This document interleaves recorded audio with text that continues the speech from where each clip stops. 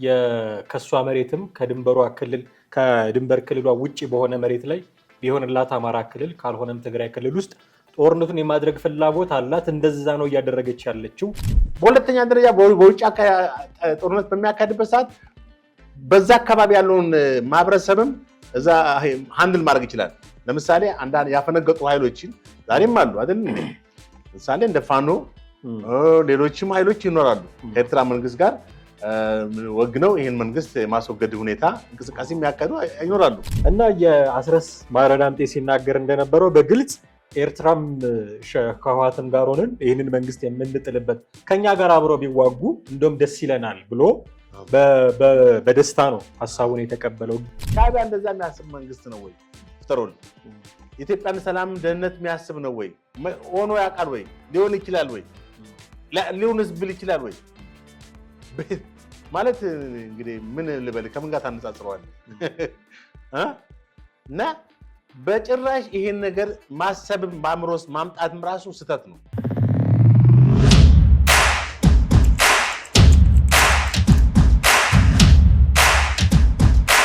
ሰላም ጤና ይስጥልን ውድ ቤተሰቦቻችን እንዴት አላችሁ? ዘኢትዮጵያ ቻናላችንን እየተከታተላችሁ ትገኛላችሁ። ጥላሁን አክሊሉና ማደገፋ ከእናንተ ጋር ቆይታ እናደርጋለን። በዚህ ሳምንት በተደጋጋሚ ስንሰማቸው ከነበሩት የተለያዩ መረጃዎች መካከል ሊገናኙ የሚችሉ እርስ በርስ ሊሰናሰሉ የሚችሉ መረጃዎችን እያስተዋልን ነው። ባሳለፍነው ሳምንት በአንድ የውጭ ሚዲያ ላይ በእንግሊዝኛ ቋንቋ አቶ ጌታቸው ረዳ የሰጡት መግለጫ ቃለ ምልልስ አለ። እዛ ቃለ ምልልስ ላይ የተናገሯቸው ያነሷቸው ነጥቦችና አሁን ወሎ አካባቢ በፋኖና በመከላከያ መካከል እየተደረገ ነው የሚባለው ውጊያ ምን ያገናኛቸዋል የሚሉትን ጉዳዮች እየፈተሽን ጥቂት ቆይታ እናደርጋለን። እስከ ፕሮግራማችን ፍጻሜ ድረስ አብራችሁን ትቆዩ ዘንድ የአክብሮት ግብዣችን ነው። ከኛ ጋር ሆኖ ጥሬ እንዴት ነህ? ሰላም ነኝ፣ እግዚአብሔር ይመስገን አለን። እንግዲህ በመግቢያዬ ለማለት እንደሞከርኩት የአቶ ጌታቸው ረዳ ቃለ ምልልስ በጣም በርካታ ነገሮችን የዳሰሰ ሰፊ ጉዳዮችን ያነሱበት ነበረ። ግን እንደው እኛ ከኮንቴክስታችን ጋር ለማጣጣም የተወሰነውን ብቻ ከዛ ውስጥ መዘን ነው የምናነሳው። ምናሉ እንደ ንግግራቸው ላይ ኤርትራ የሰው ኃይል የላትም። አሁን እንግዲህ ይሄ ከኢትዮጵያ ጋር ጦርነት ልታደርግ ትችላለች የሚለው ነገር የእውነተኛም ደግሞ ዝም ብሎ ተጨባጭ ያልሆነም ስጋት አላት ብለዋል። የብዙዎቹ ግምት እሱ ሊሆን ይችላል ብዬ አስባለሁ። ከኢትዮጵያ ጋር ፖቴንሻሊ ሊኖር ከሚችል የጦርነት ስጋት አንጻር እየወሰደቻቸው ያሉ እርምጃዎች አሉ። ከነዛ መካከል አንዱ የኢትዮጵያን መከላከያ የሚቋቋም የሰው ኃይል ስለሌላት አንድ፣ ሁለተኛም ደግሞ ጦርነቱ የእሷ ምድር ላይ እንዳይደረግ ከመፈለግ አንጻር እነ ህወሓትን ይሄ ጽምዶ የሚባለውን ነገር እናውቃለን። እነ ህወሓትን ወይ እነ ፋኖን ተጠቅማ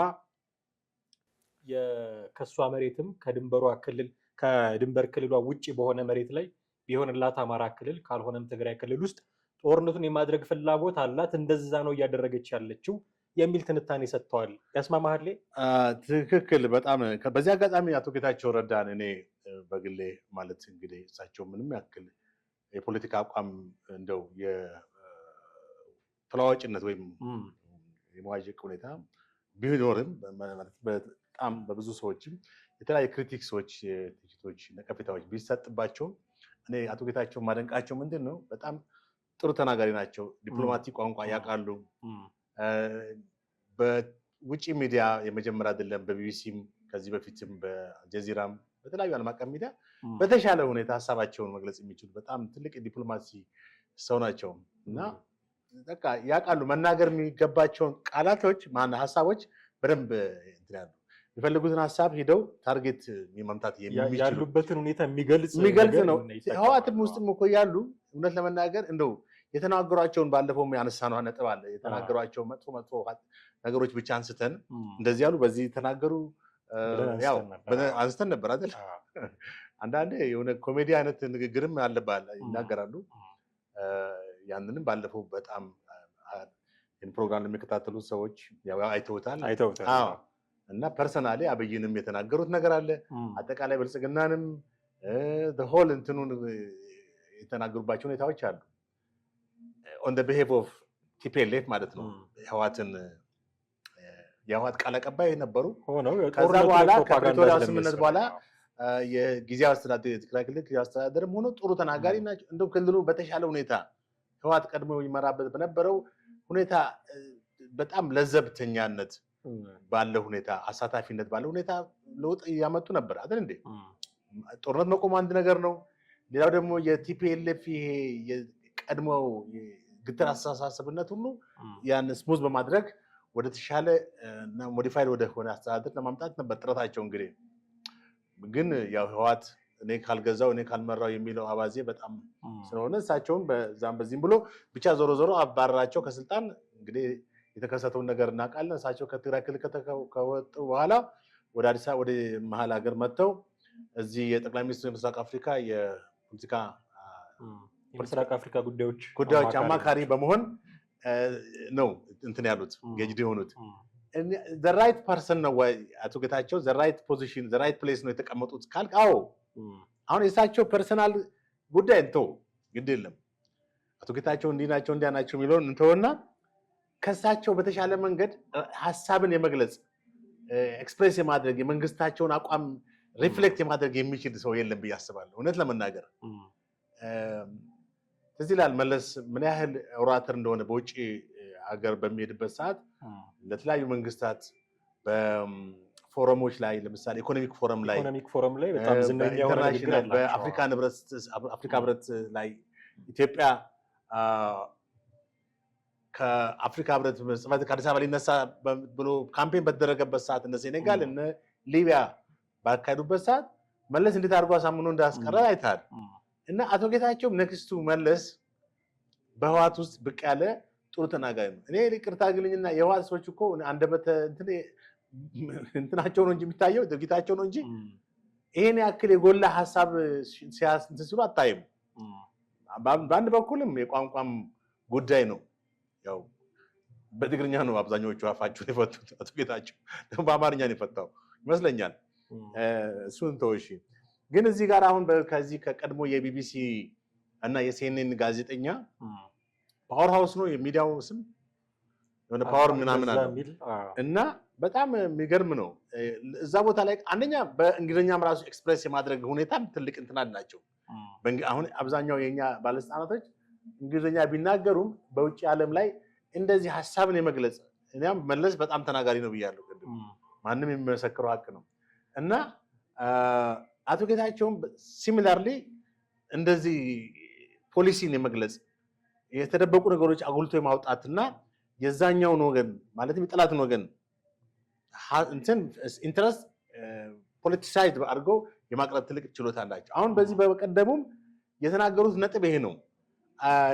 ጋዜጠኛው ከታሪኮን ጀምሮ ብሎ ነው አይደል? ከባክግራውንዱ እንዴት ፖለቲካ ወደ ፖለቲካ እንዳደረጉ የህግ ትምህርት ቤት እንደተማሩ ምናምን የተወለዱበትን ቦታ ጠቀሱ በስም ኢትዮጵያ። ከዛ በኋላ በጓደኞቻቸው አማካይነት ቲፒኤልኤፍን ጆይን እንዳደረጉ ከዛ ትልቅ ፖዚሽን እንደያዙ በደንብ በህግ ትምህርት ቤት ከተማሩ በኋላ ማለት ነው። እና በመንግስትም እኮ ትክክል ኃላፊነት ላይ ሰርተዋል። የኮሚኒኬሽን ጉዳዮች ኃላፊ ነበሩ አይደል?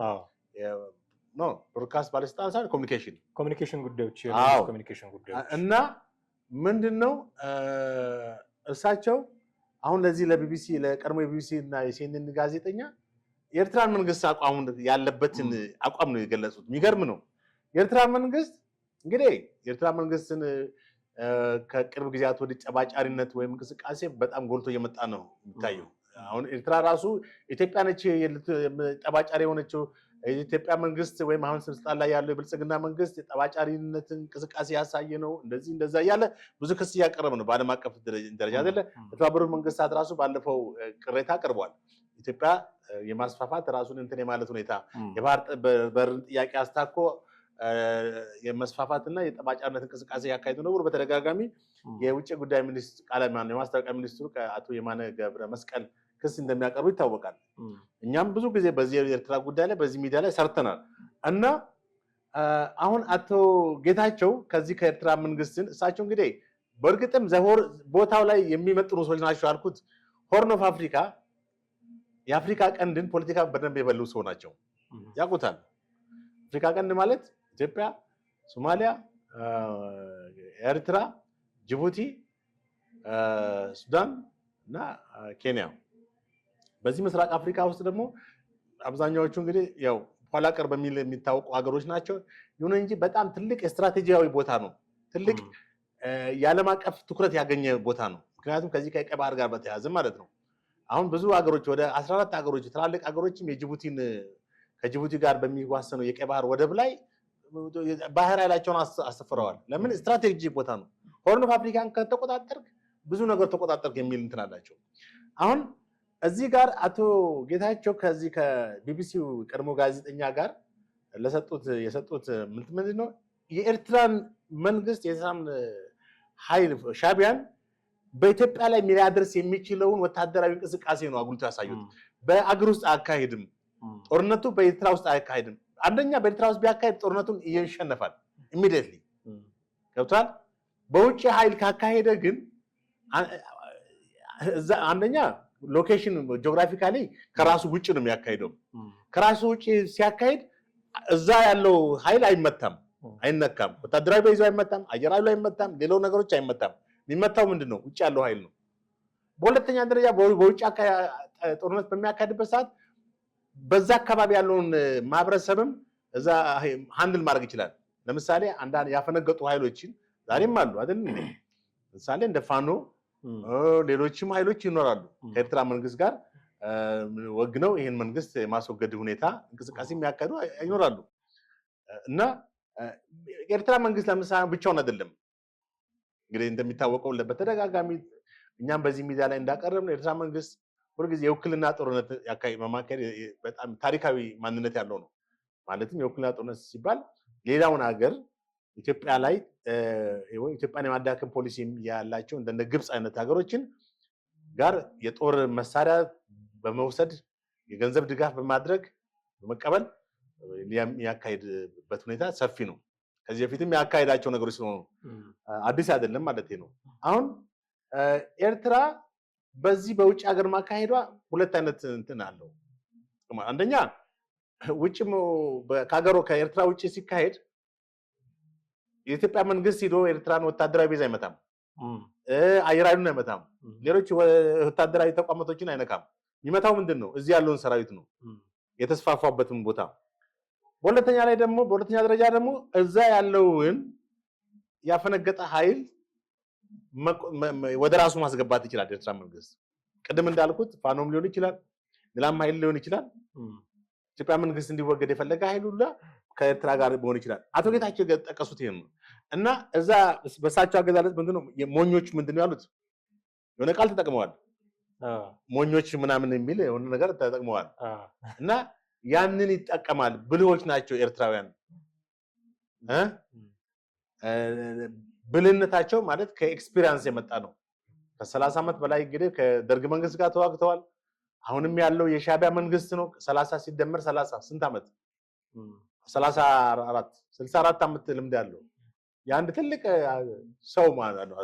ኦልሞስት እንግዲህ 64 ዓመት እድሜ ቀላል አይደለም። ጡረታ የወጣው ሰው ማለት ነው። እና ይሄን ኢሳያስም እኮ ቀላል እድሜ የለውም። 80 ዓመት እኮ ገብቷል አይደል እንዴ? እንግዲህ አስብ፣ ኢሳያስ ባለፉት 34 ዓመታት ሲደመር ወደኋላ 20 ዓመታት ምናምን በለው ከዛ ፊት ጀብሃ ስለነበረ ጀብሃ ነው እንግዲህ ጀብሃን አጥፍተው ነው እነሱ ወደ ስልጣን የመጡት። በልጅነቱን ወደ ግንባር የገባው አይደለ? ዛሬ 80 ዓመት ምናምን አዛውንት ነው። ግን አሁንም እንደ 30ዎቹ እንደ 40ዎቹ ዓመት ነው ስለ ጦርነትና ስለ ውጊያ ያለው አቋም ማለት ነው። አሁንም የማሸነፍ እንትኑ ምንም አልበረደለትም። እና ኤርትራውያን እንግዲህ ከዚህ አንፃር በጣም አቶ ጌታቸው እንዳሉት ጦርነት ያደርጋሉ። ጦርነት የሚያደርጉ ከሆነ ግን ዝም አልልም ብለዋል። ከመንግስት ወገን ሆኜ ፋለማለሁም ደግሞ ብለዋል። ትክክል። 130 ሚሊዮን ህዝብ ባህር በር ተዘግቶበት ሊኖር አይችልም። እዛ ጋር የተናገሩትን አብይም እንኳን ሊያስቆሙ አይችልም ነው ያሉ። ምናልባት ዶክተር ተሻለ ሰብሮ ከዚህ ባለፈው 15 ቀን ስናነጋግራቸው በደንብ አስመረው የተናገሩት የአብይ ጥያቄ አይደለም ይሄ የባህር በር ጥያቄ። በእርግጥ አሁን እኮ የባህር በር ጥያቄ ከአብይ ወጥቷል ማለት ይቻላል። የአብይ አጀንዳ አይደለም። ኢኒሺዬቲቭን እሳቸው ወስደውታል እንጂ ምን የብልጽግናም አጀንዳ አይደለም። ፍሮም ዘ ቢጊኒንግ የባህር በርን ማጣት አልነበረብንም። እና ከዚህ አንፃር አሁን ሁሉም ሰው እኮ የባህር በር ጥያቄን ወደ ራሱ ያስገባው ነው። ለምን ኢትዮጵያ በአሁኑ ሰዓት ከ130 ሚሊዮን በላይ የሚሆን ህዝብ ያላት በአፍሪካ ትልቅ የሚባል ከናይጄሪያ ቀጥሎ ህዝብ ቁጥር ያለው እንትን ነው እንግዲህ አገር ነው። በዚህ ህዝብ ቁጥር ላይ እንግዲህ አሁን ትላልቅ ኢንዱስትሪዎች ተከፍተዋል። ትላልቅ መሰረተ ልማቶች፣ ትላልቅ የኢምፖርት ኤክስፖርት ነገሮች ተስፋፍተዋል እና በየቀኑ በአገር ውስጥ የሚገቡ የሚወጡ ምርቶች አሉ አይደለ? የተለያዩ ጉርሶች አሉ፣ የተለያዩ ሰርቪሶች አሉ። እነዚህን ሁሉ በአንድ በተወሰነች ጅቡቲ ወደብ ኢቭን አሁን ከሶማሌ ላንድ ጋር የተስማማ ነው አለ፣ እሱም እንኳን አይበቃም። ስለዚህ ምን ማድረግ አለብን? አሰብን መጠቀም አለብን። አሰብን የምንጠቀመው የሩቅ ሀገር አይደለም፣ የኛ ያልሆነ አይደለም። ወይንም ዝም ብለን ባቦሰጥ አሰብን ፈልገን አይደለም። ወይም ኤርትራ ትንሽ ሀገር ስለሆነች እሷን ጠቅልለን አንበርክከን እናገኛለን። በታሪክ አሰብ ኤርትራው ነው አያውቅም። የታሪካዊ ማስረጃ ስላለ እኮ አሰብ የማናት የሚለው የዶክተር ያዕቆብ ሀብተማርያም መጽሐፍ አለ፣ በደንብ ያስቀምጥ። እሱ መጽሐፍ ባይኖርም ታሪክ በደንብ የሚያወሳው ነገር ራሷ ኤርትራ ራሷ 1946 ዓመተ ምህረት ነው ወደ ማነው በጣሊያን በአፄ ዮሐንስ አይደል እንትን ያለችው። አፄ ምኒልክ ሊጠቀልሉ ሲሉ ባይዘ አንድ መረብ ድረስ ነው የተዋጉት እሳቸው። ከዛ በኋላ አልተዋጉም እየተባሉ ይከሰሳሉ። ይኸውልህ በጣም አንዳንድ ታሪክ ላይ በጣም ፍልሰት አለ። እኔ አሁን በቅርብ ያነበብኩት አንድ ታሪክ ሞሪ እንትን የአድዋ ጦርነት የውጫሌ ስምምነት ተብሎ በጣም ነው የሚወራው አይደል? እሱ ዋን ፋክተር ነው እንጂ ማቀጣጠያ ነው እንጂ ዋናው ፋክተር እሱ አይደለም የሚል ታሪክ እንግዲህ አሁን ብትናገር ደግሞ ሌላ ነገር ነው የሚቀሰቅሰው። ግን እስቲ ብለህ ነገሮችን ስትመለከተው ግን የሚያስኬድ ነው፣ ምክንያታዊ ነው፣ ክሪቲካል ነው። ገብቶሃል? እንዴት ብትል አፄ ምኒልክ የዛን ጊዜ የመስፋፋት ሁኔታ ነበረ። ኤርትራ መረብ ላይ ወደ የኢትዮጵያ ድንበር ያሉበት ምክንያትም በዛን ጊዜ የጣሊያን መንግስት ጦሩን ስላነሳ ነው። ገብቶሃል? እንጂ እሳቸው እዛ ለመቆም አስበው አይደለም። አሁን እሳቸው እዛ ሆን ብሎ ቆመዋል ምናምን ተብሎ የሚከሰሱበት ሁኔታ አለ። አዎ፣ ነገር ግን መከሰስ ካለባቸው አፄ ኃይለ ሥላሴ ናቸው። አፄ ኃይለ ሥላሴም ደግሞ አይከሰሱም። እንዴት በለኝ። አሁን ኤርትራ በእንግሊዝ 10 ዓመት ቅኝ ግዛት ተገዝታለች። ከዛ በኋላ ኤርትራውያን ከእንግሊዝ ቅኝ ግዛት ወጥተው ኖርማሊ ነፃ የመሆን ጥያቄ ተነሳ። በሶስት ነው የተከፈሉት። አንደኛ የመጀመሪያዎቹ እኛ ኢትዮጵያውያንን አገራችን ኢትዮጵያ ነች፣ ጠላት ነው የከፈለን እንጂ ከኢትዮጵያ ጋር እንቀላቀል የሚሉ አንደኛው የኤርትራ ቡድን። ዛሬም ኢትዮጵያ የሚሉ ሰዎች እንዳሉ ልብ እንበል። እኔ ፕሮፌሰር ተስፋጽዮን መንግስቴ ኤርትራ የሚባል አገር አላውቅም፣ መንግስቴ የሚለውን ስማቸውን መንግስቱ አደረጉት። ከኢሳያስ ጋር አብሮ ተምረዋል። ድሮም ወንበዴ ነው አሉኝ። እኔ ኢንተርቪው አድርጋቸዋለሁ። ኢሳያስ አብረን ተምረናል፣ ክላስሜት አንድ ላይ አስመራ ላይ ማለት ነው። ድሮም ወንበዴን መሆኑን ድሮም አውቀዋለሁ። መንግስት የሚለውን ነገር መንግስቱ አደረጉት። ኢትዮጵያዊነት ደም በውስጥ ያለ እሳቸው ኤርትራዊ ናቸው። እንግዲህ አሉ እንደዚህ አይነት ሰዎች እና አቤሴሎም አይነት ሰዎች።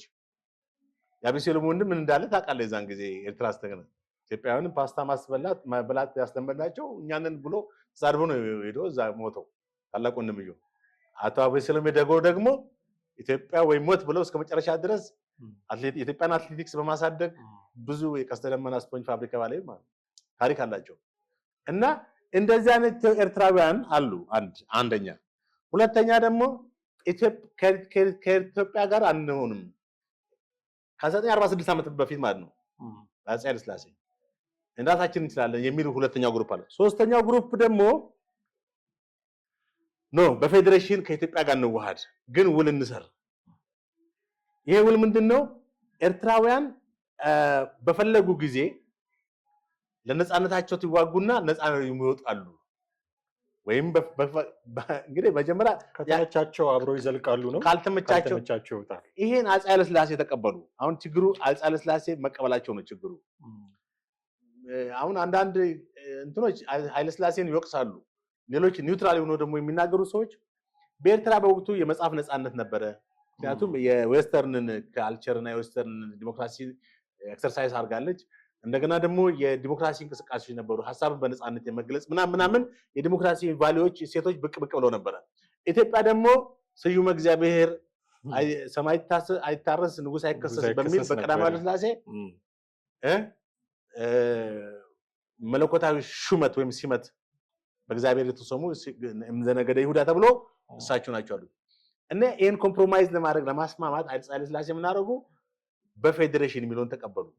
1946 ዓመተ ምህረት በፌዴሬሽን ተብላ ዝም ብላ መዋሃድ የሚችል ፓወር ነበረን። ደርግ ነው ዝም ብላ እንትን ያለው ፌዴሬሽን የለም ምንም የለም ብሎ ኤርትራ ተገነጠለች ማለት አንገት ተቆረጠ ማለት ነው ብሎ ደርግ 17 ዓመት ሙሉ ከኤርትራ ጋር ብቻም ሳይሆን ወያኔም ተደርቦ አንድ ላይ የትግል ጊዜ ነበረ። የትግል ጊዜ ነው። ደርግ ሀገር የመራ ምንም ሳይቆም ነው የወጣው። ምንም እንደተደናገረ ሶሻሊዝም የሚለውን ያልገባውን መጽሐፍ ተግባራዊ ያደረገ ሶሻሊዝም መዳረሻው ኮሚኒዝም በሚል ተጮሆ ተለፍልፎ ምንም ውጤት በሌለው ነገር 1987 ወደ ስልጣን መጣ።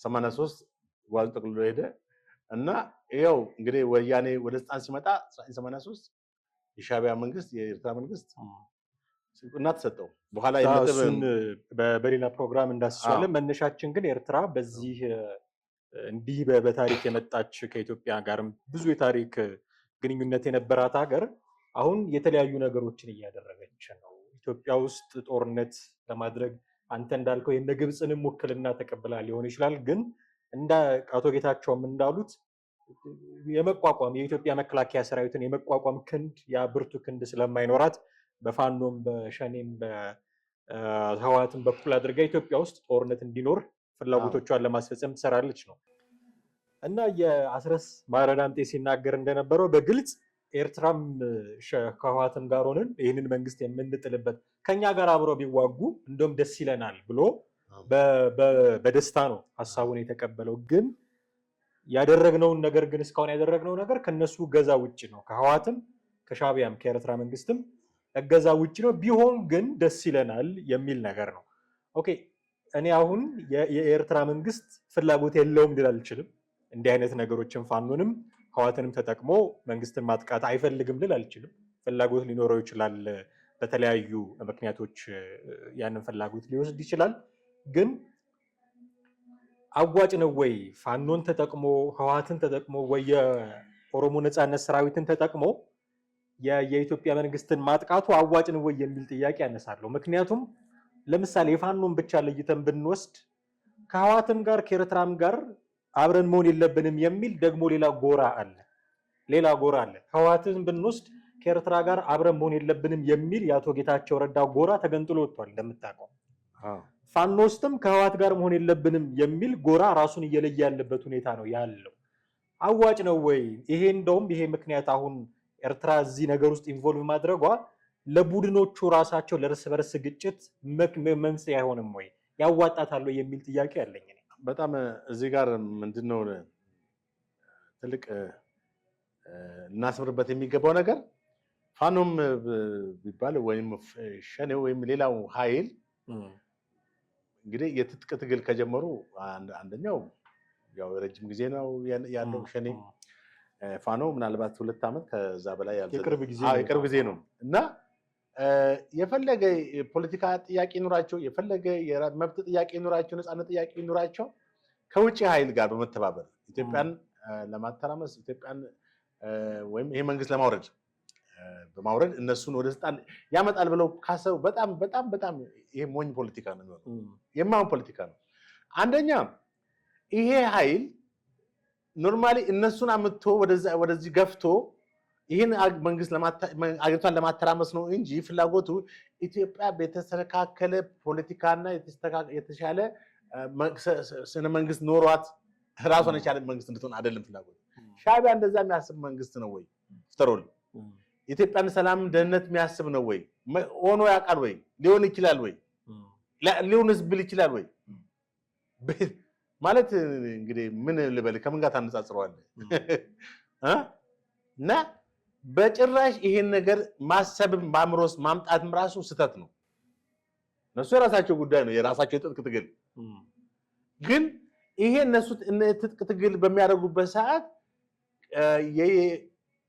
ብልጽግና መንግስት ሳይሆን የኢትዮጵያ አጠቃላይ የኢትዮጵያን ጠላት የኢትዮጵያውያን ጠላት ከሆነው የኤርትራ ህዝብ እኮ አይደለም የኤርትራ ህዝብ ምን አላልኩኝም የኤርትራ መንግስት የኢትዮጵያ ጠላት ታሪካዊ ጠላት ከሆነው ሻዕቢያ ጋር በማበር በሚካሄድ ትግል ሲጀመር ውጤትም አያመጣም ገብቷል ሲጀመር ምን ያክል ጉዞ ያስኬደዋል ነው ልዝጓዝ እንኳን ቢል ኤፌክቲቭ ነው ይሆናል ወይ በሰውት መንገድ ገብቷል ኤፌክቲቭ ይሆናል ወይ ኤርትራ መንግስት ከመቼ ጀምሮ ነው ለኢትዮጵያ በኢትዮጵያ ውስጥ ዲሞክራሲና ሰላም እንዲመጣ ነፃነት እንዲመጣ የሚፈልግ መንግስት ነው ወይ እነሱ ላነሱት የጥጥቅ ትግል ጥያቄስ ዓላማቸው ላይ ግብ እንዲሆን የሚረዳቸዋል ወይ የሚለው ማሰብ ያስፈልጋቸዋል ዝም ብሎ ብቻ መሳሪያ ስለረዳቸው ከግብጽ ይመጣል በኤርትራ በኩል ከኤርትራ ወደ እነሱ ወደ ፋኖ ይመጣል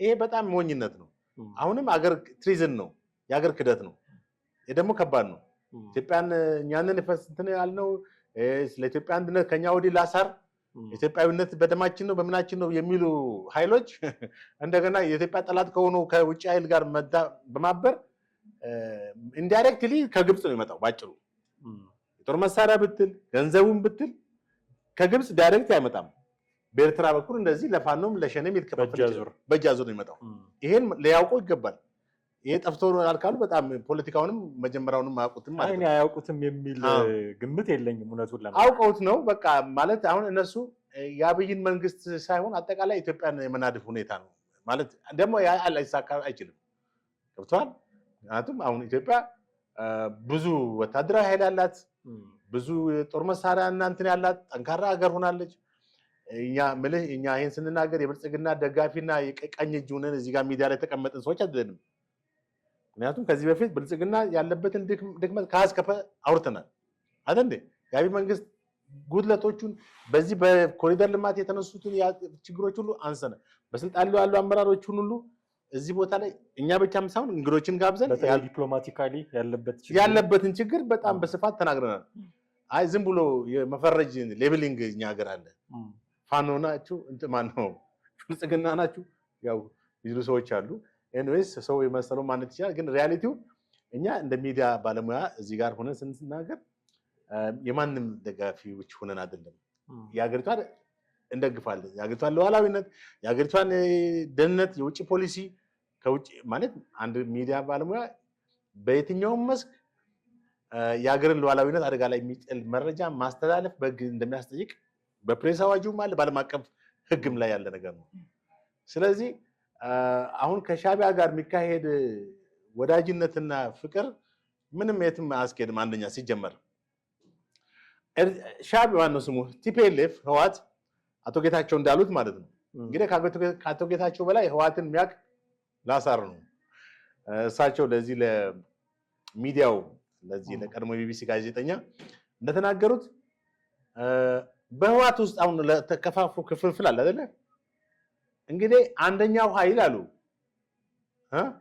ስጋት አለበት የፌደራል መንግስት ይወረኛል በዚህን ጊዜ ይሄ ስጋታቸው ከኤርትራ መንግስት ጋር የመዋሃድና ማለት ኮኦፕሬሽን የመፍጠር ትብብር የመፍጠር ሁኔታ ያደርጋሉ እና አጠቃላይ ኤርትራ በሚያደርገው እንቅስቃሴ በአጠቃላይ ትልቅ ፓወርፉል የሆኑ ወርድ ነው የተናገሩት ለመንግስትም ትልቅ የስጋት መንግስት እሳቸውም በጣም ላይ ማለት በጥሩ ሁኔታ ሊጠቀማቸው የሚችል አመራር ናቸው የኤርትራ መንግስት ሊመጣበት የሚችለውን አቅጣጫ ነው የጠቆሙት አንደኛ በኤርትራ ውስጥ ጦርነቱን ከማካሄድ ይልቅ ከኤርትራ ውጭ በተለይ እሳቸው በተወለዱበት በራያ አካባቢ ሊያካሄድ እንደሚችል ገብቷቸዋል በዛ አካባቢ ሲያካሄድ ደግሞ የአካባቢ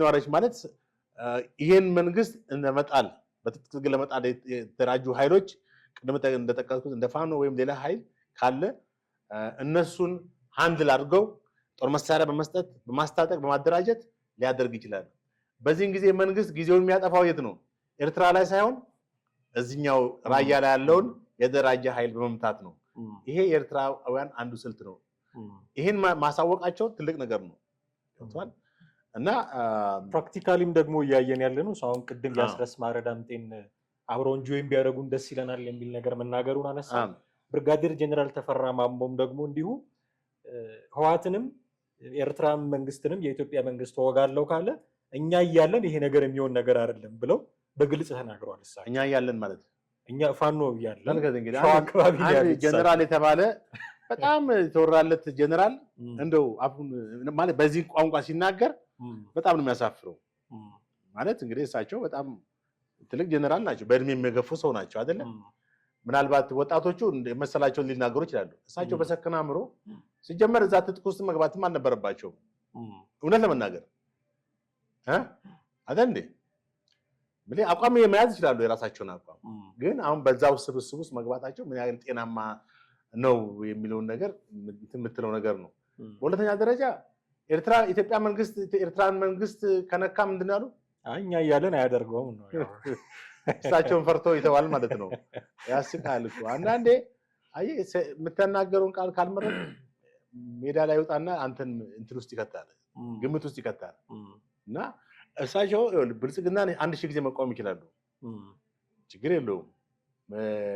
ግን በዚህ ደረጃ አሁን ባሉበት ደረጃ ላይ አሁን የሉዓላዊነት ጥያቄ ነው።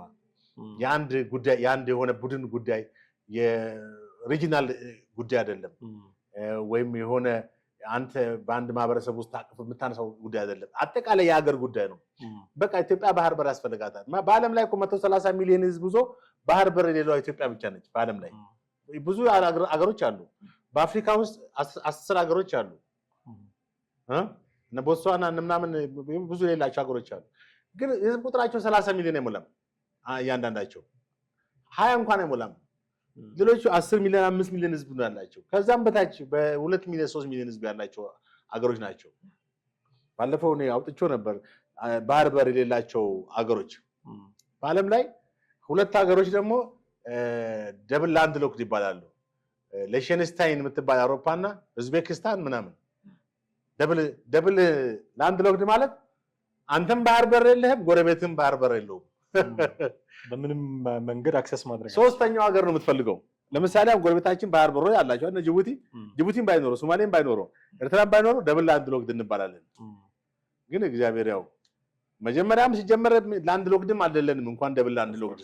የወያኔ መንግስት ነው እንግዲህ አሳልፎ የሰጥቶ ዛሬ ጥያቄ ውስጥ ከቶን ሀገሪቷን በለዚህ ችግር ውስጥ ይከተል። ከሱ ጋር የሚነሱ የሚያያዙ በርካታ ጉዳዮች ነው። ይሄኛውን ፕሮግራማችንን ለማብቃት አንድ ነጥብ ብቻ ላንሳትልኝ። እንግዲህ አሁን እያነሳን ያለ ነው የኤርትራ መንግስት ፋኖንም ህወሓትንም ሌላም ካለ እነሱን ተጠቅሞ ጦርነቱን ከራሱ ድንበር ውጪ ለማድረግ ይሞክራል።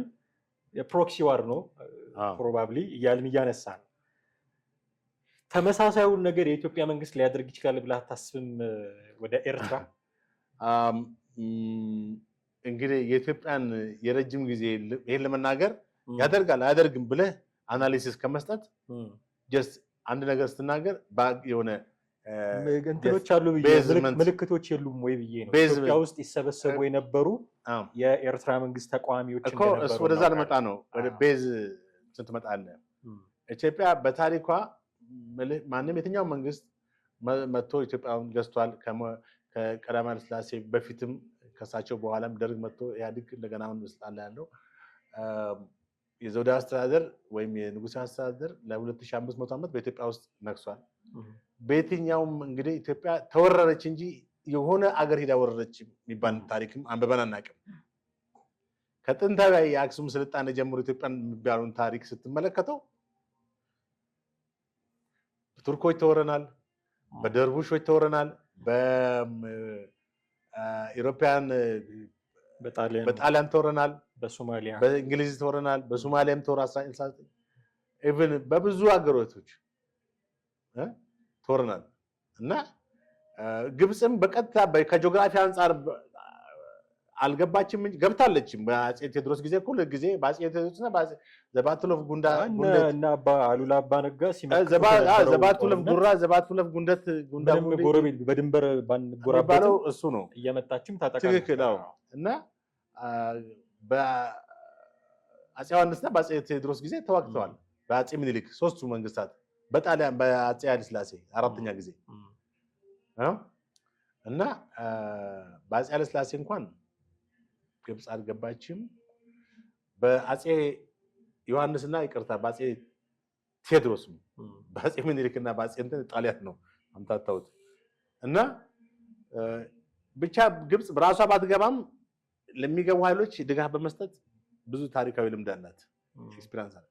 ኢትዮጵያ የትኛው ላይ ጠላቶቿን ራሷ ፊት ለፊት ከመጋፈጥ ውጪ ከመዋጋት ውጪ ያውም ሲመጡባት እንጂ ሶማሌም ወረረን እንጂ 2 ጊዜ አልወረርን ነው። ሁሉም ጦርነቶች የኛ ምድር ላይ ነው። አየህ የኢትዮጵያን ታሪካዊ እንትን ስትፈትሸው ብዙ መልካም ነገሮች ብቻ ኢትዮጵያ የሚባለው አገር በዓለም ላይ ሳይወረር አሁን እንደዛ መቀጠሉ ግዴታ ነው ወይ ነው? ለምሳሌ ቅድም ያልኳቸው አዲስ አበባ ውስጥ ሲሰበሰቡ ነበር የሆነ ሰማያዊ ወይነ የሆነ የቀለም ስም ያለው ሙቭመንት ይደረግ ነበረ። የቀይ ባህር አፋሮች የሚባሉ ደግሞ እንደዚሁ እንቅስቃሴ የሚያደርጉ አንቲ ኤርትራ መንግስት ሆነው የሚንቀሳቀሱም አሉ። እነዚህ ነገሮችን ስታይ የኤርትራ መንግስት እንደው በነፃነት አሁን እጁን እዚህ ድረስ ሰዶ እነዚህ ኃይሎች ኢትዮጵያ ውስጥ ያሉትን ተቃዋሚ የኤርትራ መንግስት ተቃዋሚ ኃይሎች መርዳቱ ተገቢ ነው አይደለም ለሚለው ባጭሩ የኤርትራ መንግስት ለኢትዮጵያ መንግስት ሰላም የማይሰጥ ኢትዮጵያ መንግስትን ኢንስታቢሊቲ የሚፈልግ መንግስት እስከሆነ ድረስ እነዚህን ኃይሎች መርዳት ጤናማ ነው። ፖለቲካ ምንም ፖዚቲቭ ነው። ምክንያቱም ይሄ የእግር እሳት የሆነ መንግስት ከሆነ ለኢትዮጵያ ምንም ማድረግ አይቻልም፣ ማውረድ ነው። እሾህም በሾህ ነው በሚለው ነው። በቃ ብትመክረው ብትዘክረው የማይሰማ መንግስት ወይም ሰላማዊ የሆነ የጉርብትናን የማያውቅ መንግስት ሁሌ የኢትዮጵያን ውድቀት የሚፈልግ መንግስት ከሆነ ድረስ ኢትዮጵያ ውስጥ ያሉ ኤርትራ ተቃዋሚዎችን አፋር ክልልም ያሉ የሚንቀሳቀሱ አሁን አፋር ክልል የተንቀሳቀሰ ያለ ኃይል አለ። እሱንም ማስታጠቅ መንግስት ትልቅ ሊሰራበት የሚችል እንትን እንግዲህ የሁለቱንም ሀገሮች ሁኔታ የቆየን የምናየው ነው የሚሆነው። አዳዲስ ነገሮች የሚፈጠሩ ከሆነ እንዲሁ ብቅ እያልን ከተመልካቾቻችን ጋር ቆይታ የምናደርግበት ነው የሚሆነው። የዛሬው ፕሮግራማችንን ግን እዚህ ላይ ማብቃት ይኖርብናል። ውድ ቤተሰቦቻችን አብራችሁን ቆይታችሁ ስለተከታተላችሁን እጅግ አድርገን እናመሰግናችኋለን። በሚቀጥለው ፕሮግራማችን በሌላ ርዕሰ ጉዳይ ደግሞ እንዲሁ እንጠብቃችኋለን። ጥላሁን አክሊሉና ማህደግፋ ነበርን። ጤና ይስጥልን።